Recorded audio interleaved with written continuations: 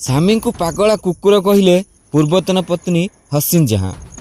नमस्कार दर्शक बंधु, सामी एवं तांको पत्नी मध्य विवाद बहुत दिन है घनई थिला एवं दुहींक मझिरे छाड़पत्र हो सारी। एबे पुणी थरे सामी एक कथा चर्चा को आसी। सामी को पागला कुकुर कहते तांको पूर्वतन पत्नी हसीन जहां। भारतीय क्रिकेट दलर द्रुत बोलर मोहम्मद सामी एवं तांको पत्नी हसीन जहां मध्य विवाद पुणी थर चर्चा को आसी। एथर हसीन जहां सोशल मीडिया रे एक पोस्ट लिखि तांको पागला कुकुर कहते। भारतीय क्रिकेट दलर द्रुत बोलर मोहम्मद सामी एवं तांको पत्नी हसीन जहां मध्य विवाद पुणी थर चर्चा को आसी। एथर हसीन जहां सोशल मीडिया रे एक पोस्ट लिखि सामी विरुद्ध में गंभीर अभियोग आनी एवं तांको भयभीत करने को चेष्टा कराइथिबा मध्य सूचना देइछन्ति। इंस्टारे करथिबा पोस्ट रे से सामी को पागला कुकुर कहिथिबा देखा जायछि। तांको नाम न नेइथिले मध्य इशारा से एभली करिसन्ति।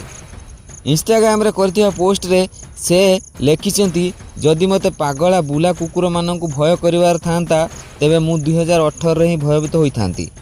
तुमे मते भयभीत करिबाकू नुआइबाकू एवं बर्बाद करिबाकू जेते चेष्टा कले भी ईश्वरଙ୍କ कृपारू मु आहुरी शक्तिशाली हेबी इंशाअल्लाह।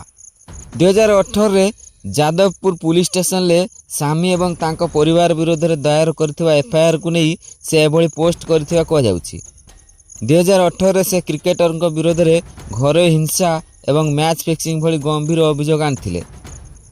हसीन जहां को पोस्ट मोहम्मद सामी को एक साक्षात्कार पर आसी। यह साक्षात्कार सामी तांको व्यक्तिगत जीवन विषय खोलाखोली भाव में कहिथिले एवं कहिथिले जे से अतीत को पछरे छाड़ी दैछन्ति। जेतेबेले तांको पचरा गला जे अतीत को नहीं तांकर कौनसी अनुताप अछि कि, यार उत्तर सामी कहिथिले समय को नहीं मु केबे भी अनुताप करे नहीं। थरे जेउ समय चलीगले ता चलीगला, मु काहाकू किछि कहबाकू चाहू नाही, निजको मध्य नुह। मु एबे क्रिकेट उपर ध्यान देबाकू चाहूछि, मते एही विवाद गुड़िकर आवश्यकता नाही। उल्लेखयोग्य सामी एवं हसीन जहां 2014 मसीह विवाह करथिले, किंतु 2018 मसीह दुहें अलग हो जाइथिले एवं सेबेठारू सेमानंक संपर्क विवाद रे रहिछि। हसीन जहां सामी विरोध में बारंबार गंभीर अभियोग आनिछन्ति।